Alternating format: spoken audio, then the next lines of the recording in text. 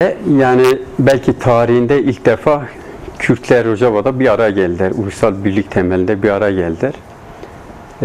Hem tartışma hem içerik bazında hem de deklarasyon bazında hem Orta Doğu'ya hem Kürtlerin iç dinamiğine ciddi bir mesaj verildi. Ve dünyaya da mesaj verildi. Kürtlerin tarihinde ilk defa bir araya gelmesi, o birlikteliği sağlaması ve yaşadığı coğrafyada tüm halklarla ortak yaşamı esas alan demokratik bir modernite ortaya koymasıydı. Şimdi haliyle hem önceki konferans hem ayın 8'inde yapılan konferans tabi belli güçleri çok ciddi anlamda rahatsız ediyor. Şam yönetimi de ciddi anlamda tedirgin oldu. Çünkü Şam'ı yöneten başka güçler var, başka gruplar var. Bunların vasıtasıyla o tedirginlik had safhaya çıktı. Şimdi neydi bu tedirginlik? Halen 2011'den bu yana düşünülüyor. Ya işte biz Suriye Ulus Devleti'ni bir arada tutalım. Yani 2011 ile beraber zaten Rusya'nın, İran'ın kolu kanadıyla kırılmasıyla beraber Suriye'de bir ulus devlet tabutuna çivi çakıldı zaten. Yaşanmayacağı kesinleşti. Haliyle Suriye'de özellikle Rojava yönetimi 2011'de oradaki ortak yaşamı esas alan oradaki halklarla birlikte bir zemin oluşturmuş. Şimdi ayın 8'inde yapılan konferans buna yönelikti. Şimdi biz nasıl bir Suriye inşa edebiliriz? Ortak yaşamı birlikte nasıl yürütebiliriz? Var olan Suriye'nin bir sürü sorunlarıyla nasıl göğüsleyebiliriz? Birlikte tartışıp çok kültürlü, çok dilli, çok kimlikli halkların bir arada olduğu bir konferans yapıldı ki bu konferans aslında Şam yönetimi bunda ders çıkarmalıdır. Yani Şam yönetimi ancak bu halkların bir araya gelmesiyle beraber Şam'da bir şey olabilir. Aksi halde hiçbir şey çıkmaz. Yani bu konferansta iki tane net şey ortaya çıktı. Konfederalizm, adem merkezcilik esas alındı. Çünkü ancak bununla yaşanabilir. Şimdi daha önceden 10 Mart'ta yapılan bir mutabakat var. Şimdi 10 Mart'ta bir komisyon da oluştu. Kuzeydoğu Suriye'de Rojava yönetimi bir komisyon da oluşturdu. Merkezi yönetimle diyalogların geliştirilmesi, var olan sürecin devam ettirilmesi ama o da engelleniyor. Ciddi anlamda engelleniyor. O görüşmeler bile kısıtlı çalışmalar yürütülüyor. Şimdi haliyle 10 Mart'tan sonra zaten bu mutabakat HTŞ Şam yönetimi tarafında bozulmuştur. Hem Alevilere yönelik saldırı hem Dürzilere yönelik saldırılarla beraber zaten bu bozulmuştur. Şimdi ondan sonra da yani tamamıyla sayısız saldırı olmuştur Rojava yönetime, Tişrin Barajı'na. Yani hem ağır silahlarla hem hafif silahlarla bir sürü saldırılar olmuştur. Tabi bu yürütülürken şimdi aslında normal Şam yönetimi bir çıkmazın içindedir. Yani El Şara öbür ismi Kolani çıkmazın içindedir. Arkasında bir belli var, yapı var. Türkiye var. Hakan Fidan özellikle bunun çok ciddi anlamda rolünü oynuyor. Konferansta bir gün önce gitti, müdahale etti. Çünkü rahatsız oluyor. Aslında Türkiye burada rol oynamalıdır. Yani tam tersi Rojava'da Suriye halklarını bir araya getirip Kürtlerin öncülüğünde ancak demokratik bir Suriye Türkiye öncülüğünde yapılabilir. Ama Türkiye her zaman Kürtlerin varlıklarına yönelik rahatsız olma başlıyor. Her yönüyle. Çünkü çeperi tamamıyla tıkanmış. Aslında yaşadığı şeyler de var. Yani yıllardır komşusu olan Ermenistan, Azerbaycan örneği var. Soydaş dedikleri Azerbaycan örneği var. Onları bile çözemedi. Gitti ta Amerika'da 100 yıllık bir anlaşma yaptılar. Türkiye devre dışı çıktı. Evet. Yani konferans aslında bir bütün Suriye'yi kapsayan delegelerle yapıldı. Şimdi Suriye konferans sonucu şu net vurgu yapıldı. Yani Suriye Anayasası'nda işte İslam Arap Cumhuriyeti, yani Bas rejimi bunun için 60 yıl ısrar etmedi mi? Onun için çökmedi mi? Aynısı Irak'ta olmadı mı? Hatta Lübnan bunun için çaba harcıyor. Yeni bir anlaşmaya gitti. Hizbullah'la işte çevredeki Dürzilerle yeni bir anlaşmaya gitti. Çünkü bu tekçi anlayış, yok sayma anlayışı Orta Doğu'da tutmayacağını herkes görüyor. Haliyle özellikle bu konferansta delegelerin tutumu, sonuç bildirgesi çok önemliydi. Yani biz tekçi bir anayasa değil, çoğulcu, adem merkezcilik bir anayasa istiyoruz. Herkesin katılabileceği, işte Dürzilerin, Alevilerin, Keldanilerin, Süryanilerin, Ezdilerin, Hristiyanların, Türkmenlerin, Arapların, Kürtlerin ortak oluşturulabilecek, fikir sahibi, söz sahibi, fikrini söyleyebilecek, sözünü söyleyebilecek ortak bir anayasa istiyoruz.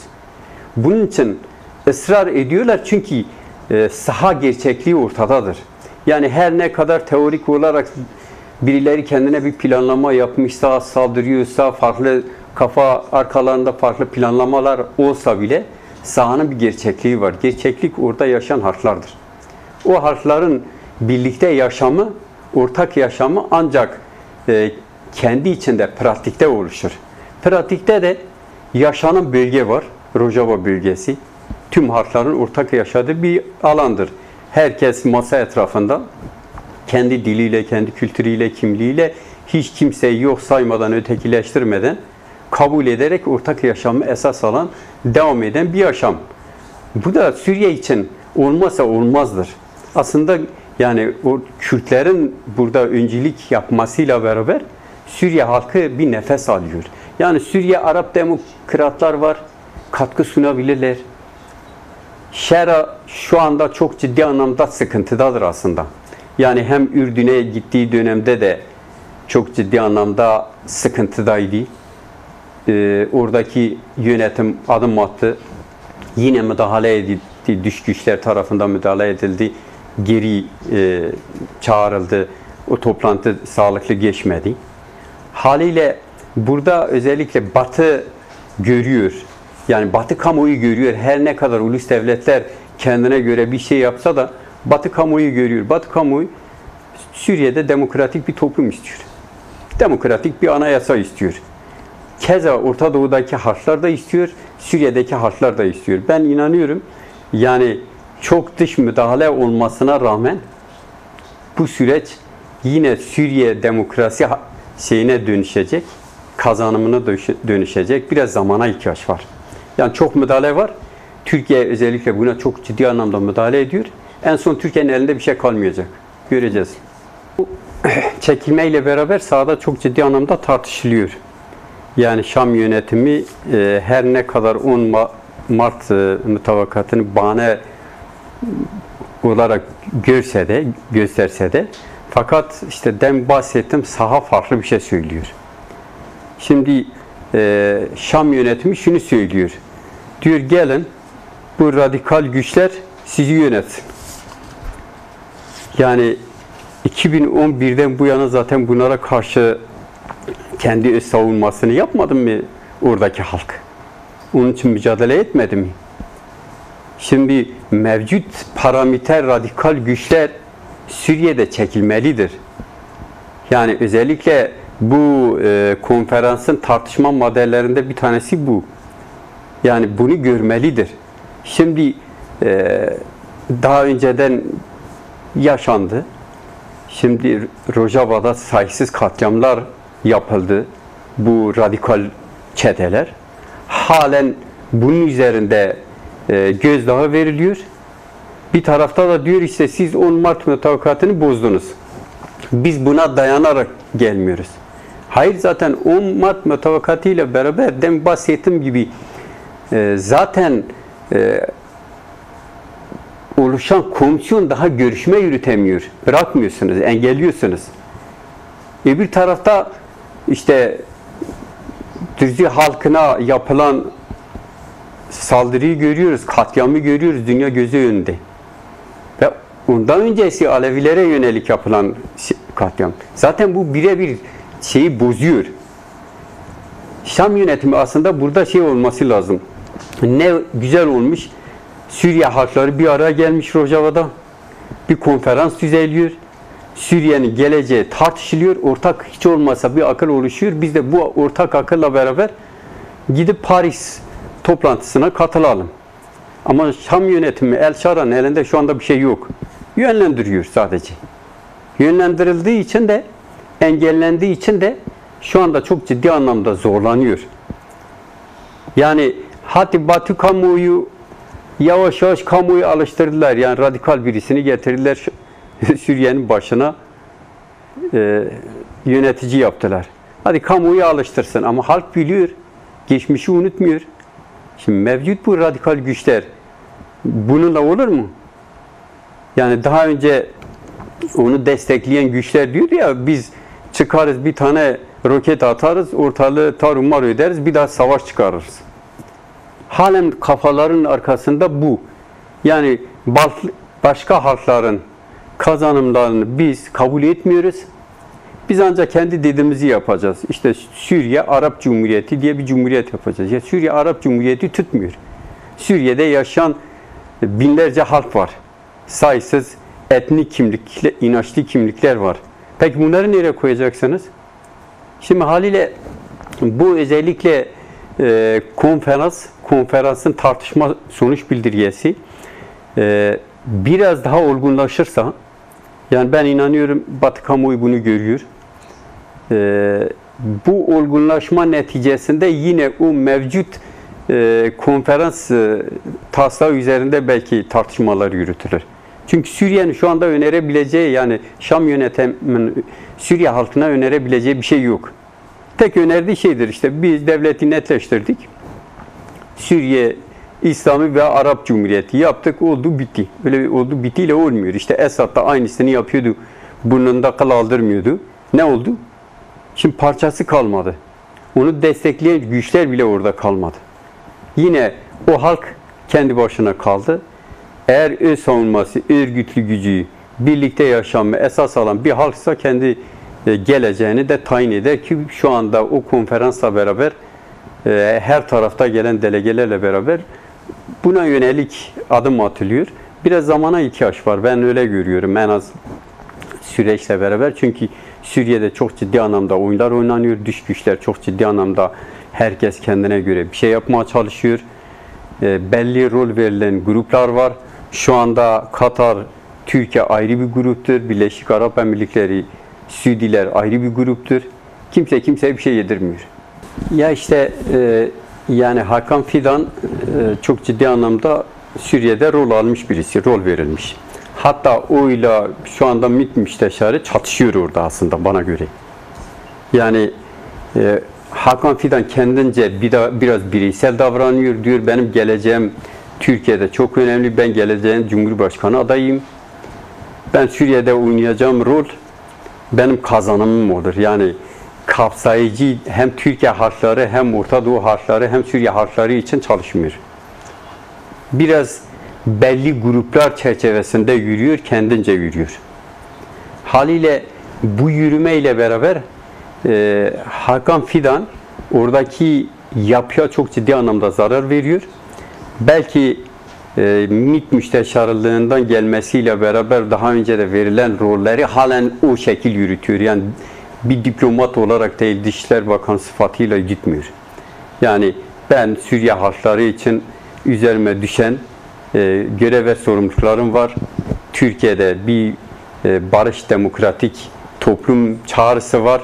Buna da ek olarak burada bu sorunu birlikte çözmeye yönelik çaba harcayalım. Hatta Türkiye buna öncülük yapsın demesi lazımken tersini yapmaya çalışıyor. Yani geçmişte yaşadığımız örnekleri demin de verdiğim gibi ortalığı belli bu radikal gruplar üzerinde aslında belki onlara rol da, görev de verilmiş. Bu radikal grupları nasıl tüketeceksiniz, nasıl eriteceksiniz?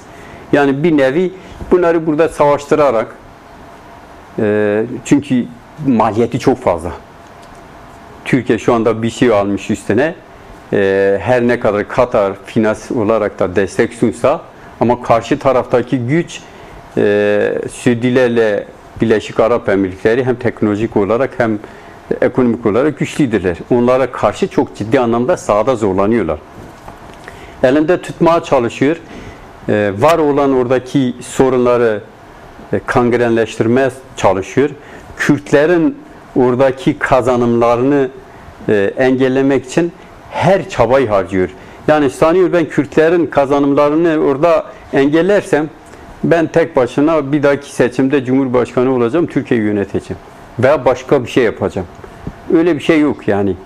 Kendi etrafında çok ciddi anlamda çembere alınmış bir Türkiye var. Çıkmazda aslında İmralı çağrısıyla, Sayın Öcalan'ın çağrısıyla beraber bir nefes almaya çalışıyor. Bu nefeste yaralanmaları lazımken, öncülük yapmaları lazımken ama hem Türkiye'deki maalesef şu anda siyasetin bir kısmını diyeyim hem de Türkiye'deki aydın yazarların vicdanı gerçekten çürümüş. Ya halen Kürtlerin kazanımlarına hakaretvari her gün yapmaya çalışıyorlar. Kürtleri tahrik etmeye çalışıyor. Ama Kürtler yine bu konuda çok sağduyulu. Çünkü geleceği gören, politik analiz yapan bir hareket haline gelmiş. Orta Doğu'da neler olduğunu birebir pratik sahada yaşayan bir halk. Bunun Türkiye yansıması da var. Bu çerçeve doğrusunda özellikle Kürtlerin bu konuda sağduyu, sağlıklı diplomasi yürütülmesi ki çok ciddi anlamda fedakarlık ve çaba harcıyor. Demokratik siyasette de Türkiye'de çok ciddi anlamda emek sarf ediliyor. Toplumla bütünleşmeye çalışıyor. Demokratik toplum inşaları yapılıyor, toplantılar yapıyor. Bu vesileyle inanıyorum kısa sürede bu kırılır. Yani bu negatif dil kırılır. Çünkü bu negatif yani Türkiye demokrasi güçlerine, demokratlara çok burada görev düşüyor. Yani Türkiye demokratları, Türkiye demokrasi güçleri biraz bunu zorlasa şeyi kırar. Mevcut negatif dili de kırar ve Suriye'deki mevcut duruma da çok ciddi anlamda katkı sunar diye düşünüyorum yani.